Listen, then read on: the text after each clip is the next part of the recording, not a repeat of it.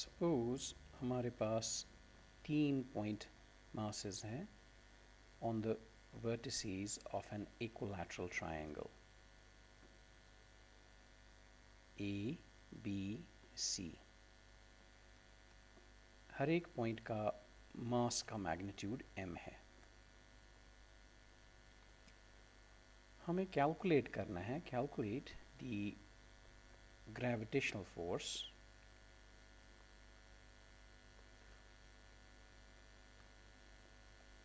on the point mass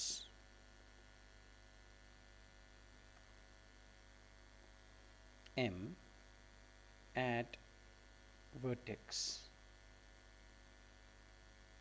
A suppose. ठीक है, ये हमें कैलकुलेट करना है. Calculate the gravitational force on the point mass m at vertex A. यहाँ पे इस पे कितना फोर्स लगेगा. Let us assume that the side length of the equilateral triangle is L. So clearly we could use superposition principle यहाँ पे. तो हम पहले देखेंगे the force on A, mass at A due to this force due to the mass at B. तो ये exert करेगा इस पे force on A due to B. तो the gravitational force का magnitude FAB का magnitude will be simply G times mass of this and mass of this, that is m square, divided by distance square, that is L square. और ये force इस direction में लगेगा. Similarly हम देख सकते हैं the magnitude of the force exerted on vertex or on mass at vertex A due to mass at vertex C. And उस फोर्स को हम ऐसे रिप्रेजेंट करेंगे FAC और वो यहाँ से लगेगा. एंड ऑफ कोर्स उसका भी मैग्नीट्यूड इतना ही आएगा. क्यों? क्योंकि G times mass into mass is m square divided by, और यहाँ पे भी डिस्टेंस L स्क्वायर है. So this must be equal to FAC also. And let us assume that इन दोनों फोर्सेस के मैग्नीट्यूड का मैग्नीट्यूड F है. ओके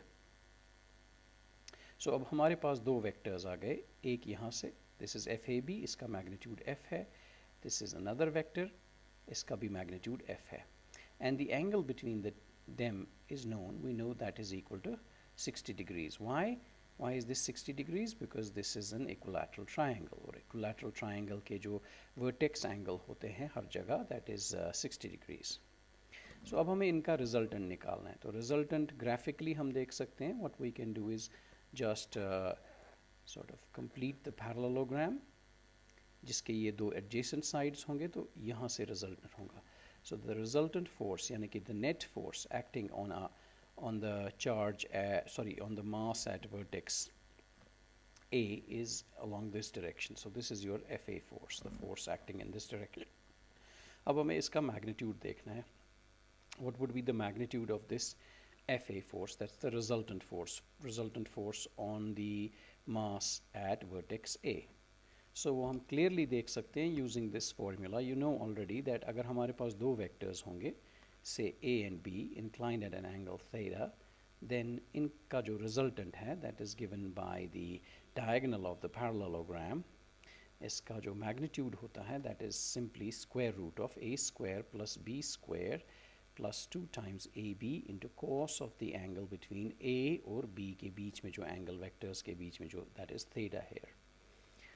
So ये हमें resultant का magnitude देगा. Also we can find out ये जो resultant है ये किस orientation में यानी कि किस direction में है with respect to one of the vectors, say vector A. So, तो वो कैसे हम निकालते हैं? By this alpha हम assume करेंगे ये angle, and this angle we can find out tan alpha is nothing but B sine of theta divided by A plus B cos of theta.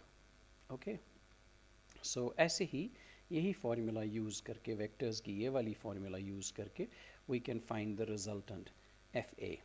So FA का magnitude किसके बराबर होगा? Clearly that would be square root of, यहाँ ये भी F है, ये भी F है. This is F square plus F square plus 2 times F square into cos of the angle between them, that is cos of 60 degrees. So cos 60 हम देख सकते हैं, that is equal to 1/2. So this is f square plus f square, ये 1/2 के बराबर है. This is 1/2. Now let me show with a different color. This is 1/2, तो ये cancel हो जाएगा इसके साथ. So this is f square, f square, f square, that is root 3 times f is the resultant. What is the magnitude f equal to? F किसके बराबर है? That is root 3 times gm square divided by l square. This is our resultant force acting on the mass at vertex A. ठीक है, तो ये this FA हमने calculate किया and इसका मैग्नीट्यूड कितना निकला? Root 3 gm square by l square. Now अब क्वेश्चन ये है कि कहाँ से एक्ट कर रहा है, in which direction. So since this angle is this is 60 degrees, ये भी f है, ये भी f, this will be alpha. तो you can find tan alpha as f sine 60 divided by f plus f cosine of 60.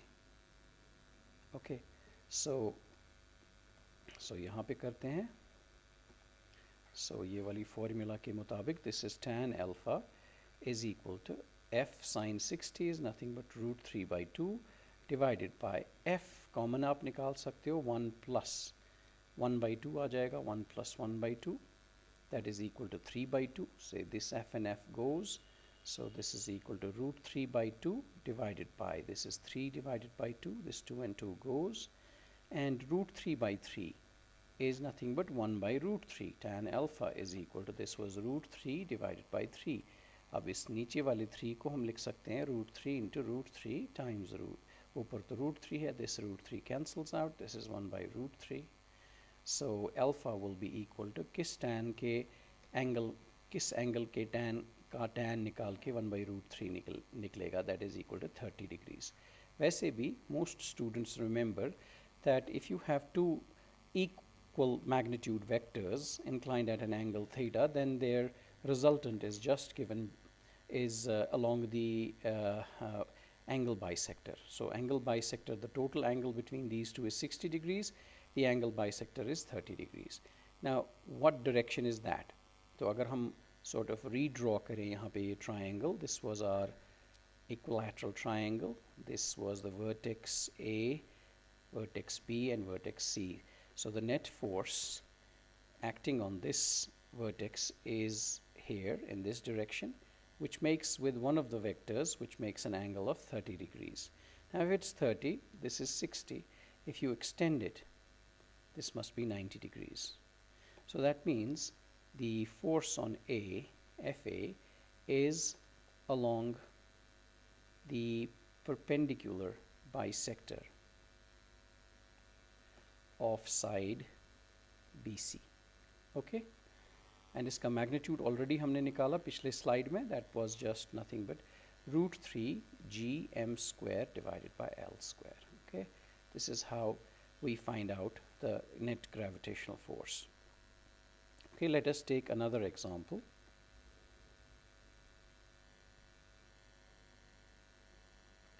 Suppose हमारे पास एक square है जिसके हर वर्टेक्स पे एक पॉइंट मास रखा है, यहाँ पे, यहाँ पे, यहाँ पे और यहाँ पे.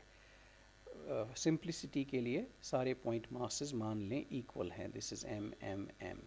Okay, let us name the vertices of the square. This is A, B, C and D. We want to calculate the net gravitational force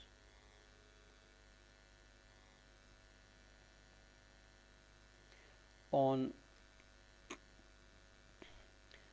the point mass at say vertex B. ठीक है, यहाँ पे calculate करना है B पे, यानी कि यहाँ पे इस पे नेट फोर्स कितना लगेगा, gravitational force. So what should be the value. So सबसे पहले ये वाला जो है वर्टेक्स, यानी कि ये वाला मास, पॉइंट मास जो A पे है, वो इस पे यहाँ से फोर्स एक्सर्ट करेगा. You may call that FBA because this is the force on mass at vertex B due to A.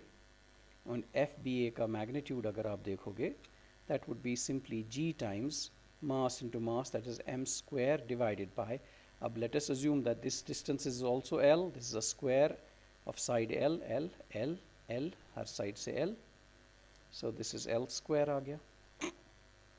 Now similarly, if you find force on mass at vertex B due to mass at vertex C, वो यहाँ से होगा attractive force, तो vertex C वाला mass इसको attract करेगा यहाँ से, this would be the force on B due to mass at vertex C. And यहाँ पे भी अगर आप देखोगे तो magnitude तो उतना ही आएगा, तो FBC का भी वही magnitude आ गया जितना FBA का है magnitude. तो ये वाला मास भी exert कर रहा है force इस पे, ये वाला मास भी. अब रही बारी किसकी, इस वाले force की. पहले तो इसको let us assume that this gm square by L square is F, suppose. Okay. Now let us take this mass. ये mass भी exert करेगा इस पे force कहाँ से, along the diagonal. Along the diagonal जो इसका square का diagonal है उसी direction में ये इसको force exert करेगा. And you may call this force as force on mass at vertex B due to mass at vertex D. तो FBD. So let us see FBD का magnitude कितना है. That would be that would be G times m square, क्योंकि ये भी m है ये भी m है, divided by ये वाली जो distance है इसका square. Now ये वाली जो distance है वो कितनी होगी. अब यहाँ पे आप देख सकते हो ये वाला जो side है BC, this is L, BD is also L, so this diagonal, this one BD will be equal to root 2 times L. Okay, root 2 times L होगी distance. So इसको अगर square करेंगे, because नीचे denominator में distance square आता है, तो ये बनेगा 2L square. Okay, 2L square. Now if you notice इसको हम ऐसे लिख सकते हैं 1/2. What is gm by L square? We have already given it a name, that's F. So हमारा FBD is 1/2 of F. Okay, F in this direction, 1/2 of F. Now अब हमें net force इस पे कैलकुलेट करना है. Net force force on this B. First हम इन दोनों का रिजल्टेंट निकालेंगे. किन दोनों का, ये जो FBA है और FBC है, इन दोनों का रिजल्टेंट कहाँ से निकलेगा. If you make a parallelogram, इन दोनों का मैग्नीट्यूड सेम है तो वो यहाँ से एक्ट करेगा अलोंग द डायगोनल. ठीक है, so the resultant of FBA and FBC is along diagonal. तो वो हम easily mathematics से देख सकते हैं, that is along diagonal. दोनों का magnitude same है, तो 45 डिग्रीज पे रिजल्टेंट होगा जहाँ से डायगोनल जा रहा है. और उसका मैग्नीट्यूड रिजल्टेंट का कितना होता है.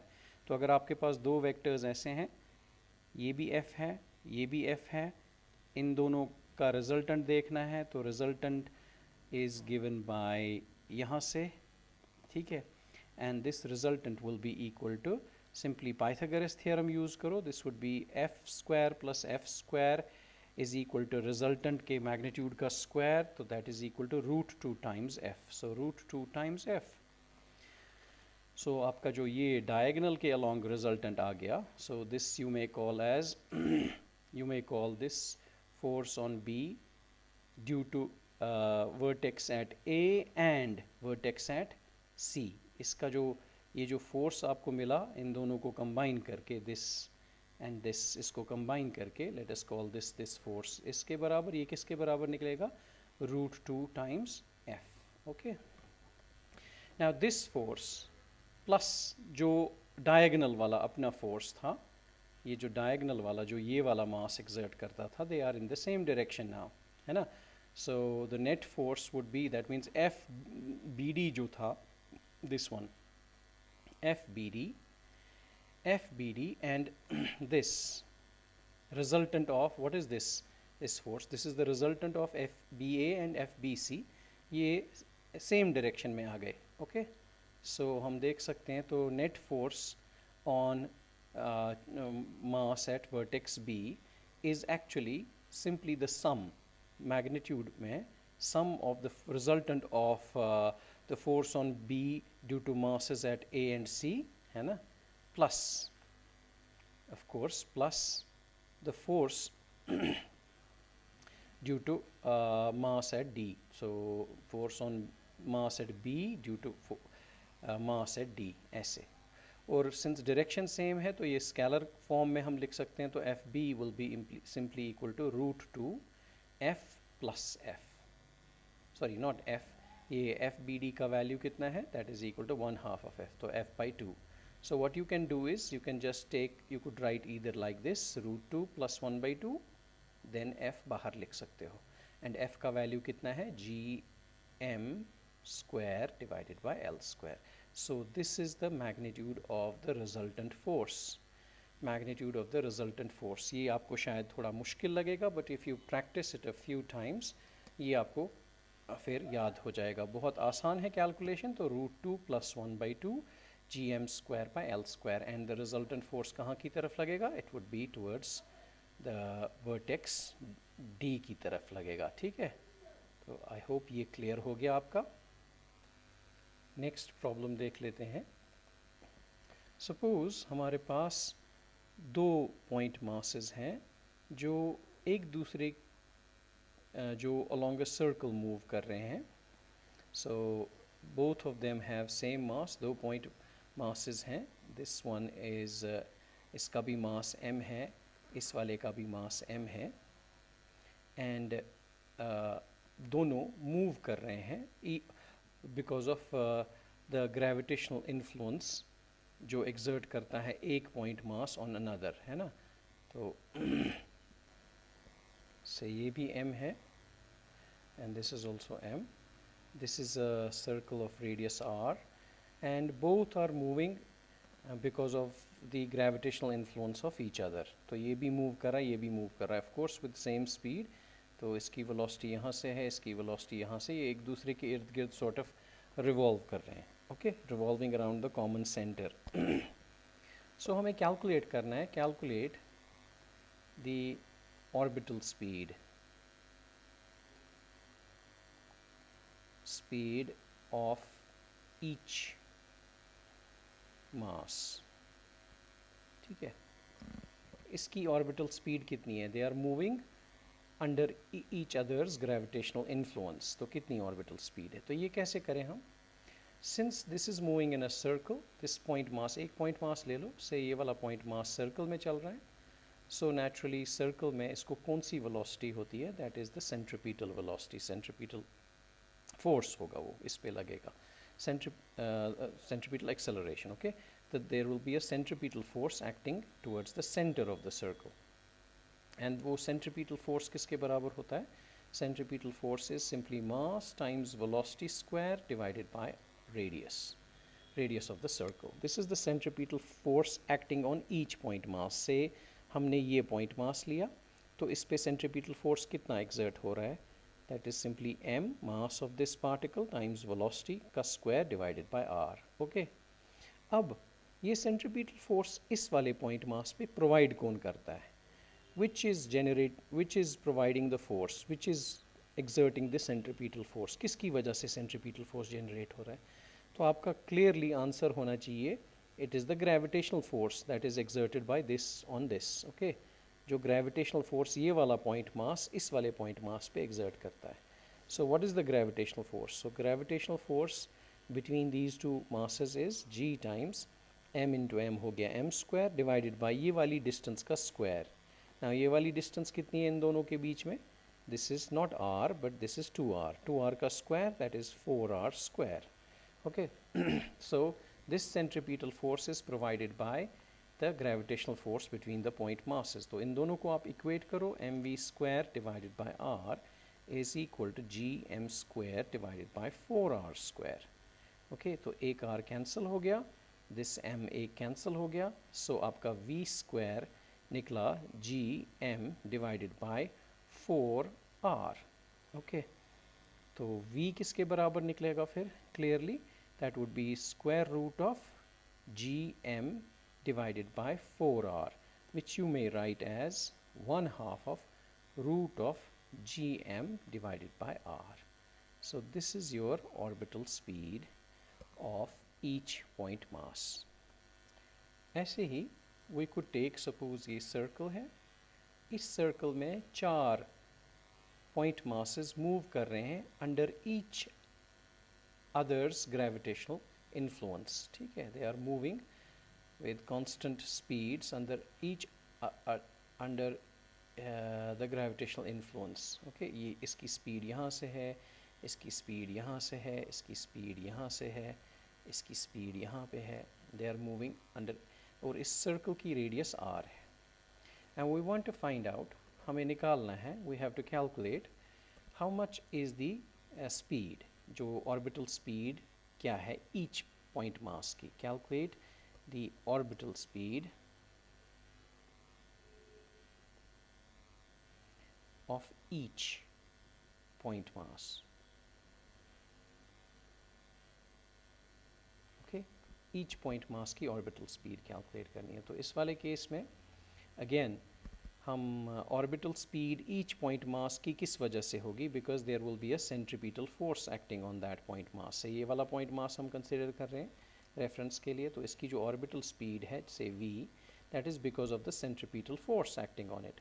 सो सेंट्रीपिटल फोर्स किसके बराबर होगा, that is equal to m v square divided by इस सर्कल की जो रेडियस है r. तो अब सवाल है, ये जो सेंट्रीपिटल फोर्स है ये कौन प्रोवाइड करता है. तो centripetal force is provided by the net gravitational force exerted on this point mass due to all other masses. ठीक है, all other masses की वजह से जो भी net gravitational force exert हो रहा है. ठीक है, तो एक चीज़ आपको पता है, one thing you know that inside a circle they will of course be at common sense कह रही है regular intervals and they will always form a regular figure. ठीक है, तो ये ऐसे होंगे, they would always form a regular figure. A regular figure could be a square. Okay, 4 है ना, तो 4 ये एक स्क्वायर हमेशा बनाएंगे. ठीक है, ऑल कहीं पे भी किसी भी पोजीशन में ये 4 हो तो they will always form a square. So तो फिर हम कैलकुलेट कर सकते हैं फोर्स, हम कैलकुलेट कर सकते हैं force on this, net force on this क्या होगा. कैसे कैलकुलेट करेंगे, जैसे हमने पिछले प्रॉब्लम में किया था नेट फोर्स कैलकुलेट. पहले तो ये वाला मास जो है ये इस पे यहाँ से फोर्स एक्सर्ट करेगा. Let us call that force F and इसका मैग्नीट्यूड हमें पता है, this is g m square divided bye ये जो स्क्वायर की लेंथ होगी, लेट अस से L स्क्वायर फिलहाल. Okay, so this is F.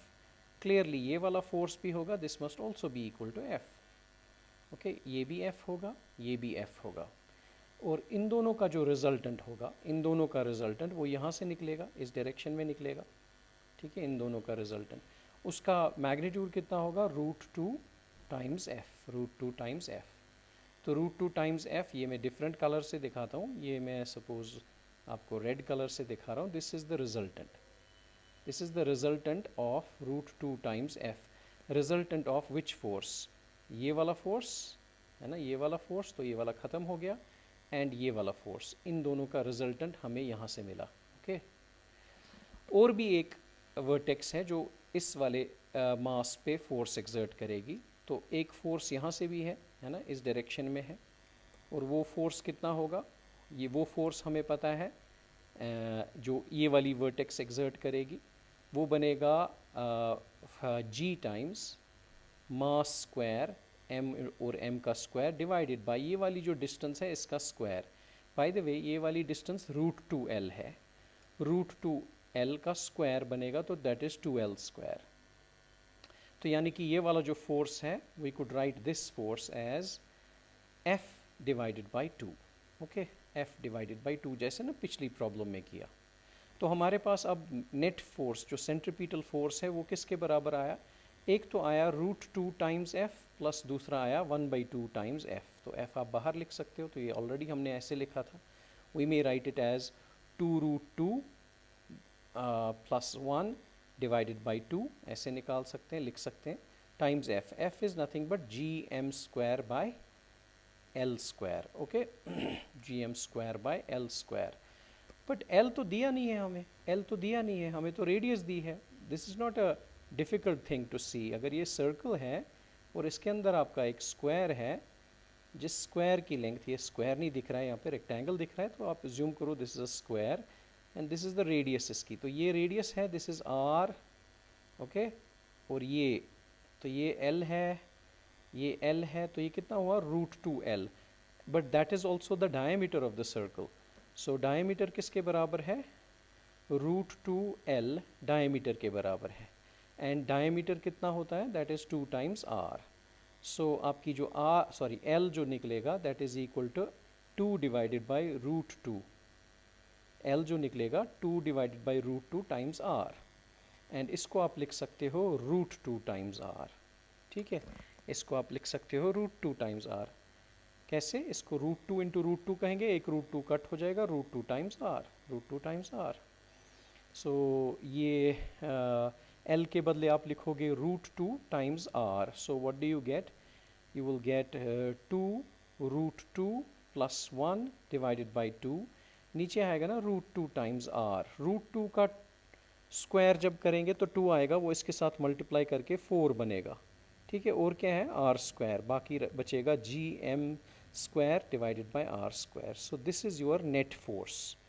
तो ये नेट फोर्स आप पे एक्ट हो रहा है किस पे, this is the net force acting on your each mass. And net force जो है, नेट फोर्स की वजह से क्या हो रहा है, सेंट्रीपिटल फोर्स एक्ट हो रहा है। तो सेंट्रीपिटल फोर्स को इक्वेट करो इसके साथ, mv square by r should then be equal to the net force, that is 2√2 plus 1 divided by 4 times gm square divided by r square. तो आप देखो एक r कैंसिल हो गया, एक m कैंसिल हो गया, सो फाइनली v को रूट निकालो, तो v आपका किसके बराबर आएगा, v आएगा square root of 2√2 plus 1 divided by 4 times gm divided by r। So this is your speed. इसमें से आप 4 कॉमन निकाल सकते हो और वो 2 बनेगा, ठीक है। So this is your speed, this is the speed of one mass at one vertex, and so it's the speed of every other mass, क्योंकि सबकी सेम स्पीड होगी। आई होप ये अंडरस्टैंड किया आपने। आगे के वीडियोज़ में हम और क्वेश्चंस देखेंगे, ठीक है। Okay, thank you.